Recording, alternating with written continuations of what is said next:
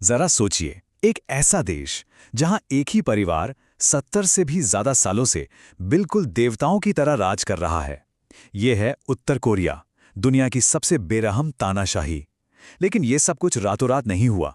इसकी कहानी असल में बहुत पुरानी और गहरी है। इसकी जड़ें सदियों के इतिहास में छुपी हैं। चलिए, अपनी पड़ताल एक बहुत ही अजीब और चौंकाने वाले सवाल से शुरू करते हैं। इसका जवाब हमें आगे चलकर मिलेगा, पर यह सवाल एक झलक दिखाता है उस अजीब और बेरहम दुनिया की जिसे हम समझने की कोशिश करने वाले हैं।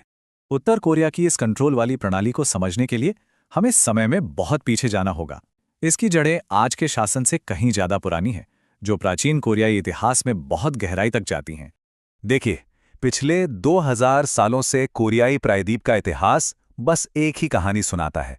लगातार जंग, ताकतवर पड़ोसियों का दबाव और जिंदा रहने के लिए सबसे अलग थलग हो जाना। ये सिर्फ कोई सियासी फैसले नहीं थे, नहीं, ये तो जिंदा रहने के लिए सीखे गए बहुत ही बेरहम सबक थे। तो किम राजवंश के सत्ता में आने से बहुत पहले ही इतिहास ने ही टोटल कंट्रोल का एक ब्लूप्रिंट तैयार कर दिया था। ये 4 बातें, अपने लीडर के लिए पूरी वफादारी, एक सख्त हायरार्की, बाहरी दुनिया से अलगाव और पूरा कंट्रोल, ये सब कोरियाई समाज की नींव में गहराई तक बैठ चुकी थी। अब कहानी आती है मॉडर्न जमाने में। दूसरे विश्व युद्ध के खत्म होने और जापान के हारने से एक पावर वैक्यूम बन गया और यहीं से एक नए किस्म के शासन का मौका पैदा हुआ। और इसी खालीपन में कदम रखा किम इल सुंग ने। और विडंबना देखिए, उसने टोटल कंट्रोल के तरीके उन्हीं लोगों से सीखे जिन्होंने कोरिया पर जुल्म ढाया था, जापानियों से। उसने देखा कि कैसे एक सम्राट का कल्ट बनाया जाता है, कैसे इतिहास को अपनी मर्जी से गढ़ा जाता है, और उसने इन सबकों को बहुत ध्यान से सीखा। जंग के बाद दूर कमरों में बैठे नेताओं ने कोरिया की किस्मत का फैसला कर दिया। अमेरिका और सोवियत संघ ने बस नक्शे पर एक लकीर खींच दी, 30th पैरेलल। सोचा गया था कि ये एक टेम्पररी इंतजाम है, लेकिन इस एक लकीर ने इतिहास का रुख हमेशा के लिए बदल दिया। इस एक लकीर ने 2 अलग अलग देश बना दिए।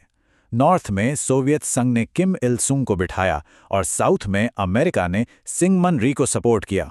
और दोनों का मकसद एक ही था, पूरे कोरिया को अपने झंडे के नीचे लाना। जाहिर है, टकराव तो होना ही था। इसी चाहत में किम इल सुंग ने पूरे प्रायद्वीप पर जबरदस्ती कब्जा करने का जुआ खेला। उसने सोवियत लीडर स्टालिन को भरोसा दिलाया कि ये एक छोटी, फटाफट होने वाली लड़ाई होगी। लेकिन ये इतिहास की सबसे बड़ी और विनाशकारी गलतफहमियों में से एक साबित हुई। सिर्फ 3 हफ्ते किम ने स्टालिन से यही वादा किया था, लेकिन असलियत 3 साल तक चली एक भयानक और विनाशकारी जंग। इस जंग की इंसानी कीमत का तो अंदाजा भी नहीं लगाया जा सकता। 30 लाख से ज्यादा जानें गईं। शहर के शहर मलबे में तब्दील हो गए, पूरी तरह से बर्बाद। और इतनी तबाही, इतनी जाने जाने के बाद हासिल क्या हुआ?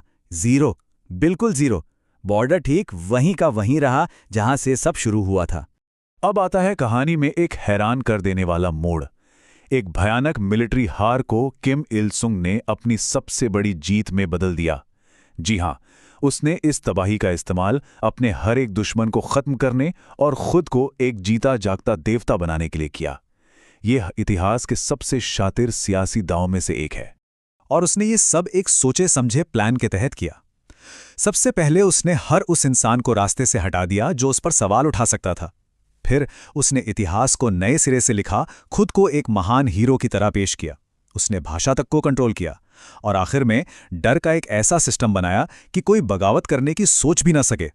इस सब को एक ताकतवर आइडियोलॉजी में लपेटा गया, जूझे। कहने को तो इसका मतलब था आत्मनिर्भरता, लेकिन असल में इसका मतलब था अपने लीडर पर पूरी तरह से बिना सवाल किए निर्भर रहना। यही वो वैचारिक गोंद था जिसने उसकी ताकत को जायज ठहराया और देश को बाकी दुनिया से काट कर रख दिया। तो इतिहास से हमें ये तो पता चल गया कि ये सब कैसे हुआ, लेकिन इस सिस्टम के अंदर रहने वाले लोगों के लिए आज जिंदगी कैसी है? सच तो ये है कि असलियत इतिहास से भी ज्यादा चौंकाने वाली है। तो चलिए अपने पहले सवाल पर वापस आते हैं। जी हां, ये सच है। हर परिवार को खेती के लिए खाद के तौर पर 1 टन इंसानी मल जमा करने का सालाना कोटा पूरा करना होता है। हालात इतने खराब हैं कि लोग चोरी के डर से अपने टॉयलेट पर ताला लगाकर रखते हैं।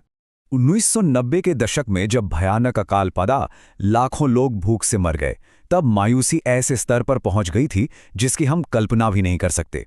जैसा कि ये भयानक कोट बताता है, कुछ लोग जिंदा रहने के लिए नरभक्षण तक करने पर मजबूर हो गए थे।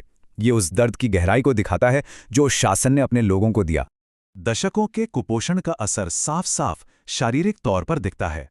आज एक ही नस्ल के होने के बावजूद एक औसत नॉर्थ कोरियाई अपने साउथ कोरियाई समकक्ष से कई इंच छोटा है। ये एक ऐसे देश की कहानी है जिसे शारीरिक रूप से बौना बना दिया गया है। इस राज्य में जिंदगी का कोई भी हिस्सा निजी नहीं है। कंट्रोल पूरा है और अक्सर बेतुका, जैसे कोई विदेशी फिल्म देखना या फिर लीडर की तस्वीर पर धूल जमने देना। ये मामूली बातें लग सकती हैं, लेकिन उत्तर कोरिया में ये ऐसे गुनाह हैं जिनकी सजा मौत हो सकती है। और इस तरह हम इस हैरान कर देने वाले सवाल पर पहुंचते हैं। एक देश जो एक ऐतिहासिक गलती की वजह से बना, जो ना जाने कितनी बार गिरने की कगार पर आया, वो आज भी कैसे टिका हुआ है? यही सवाल उत्तर कोरिया की कहानी के दिल में है। एक ऐसा नामुमकिन साम्राज्य जो खत्म होने से ही इनकार करता है।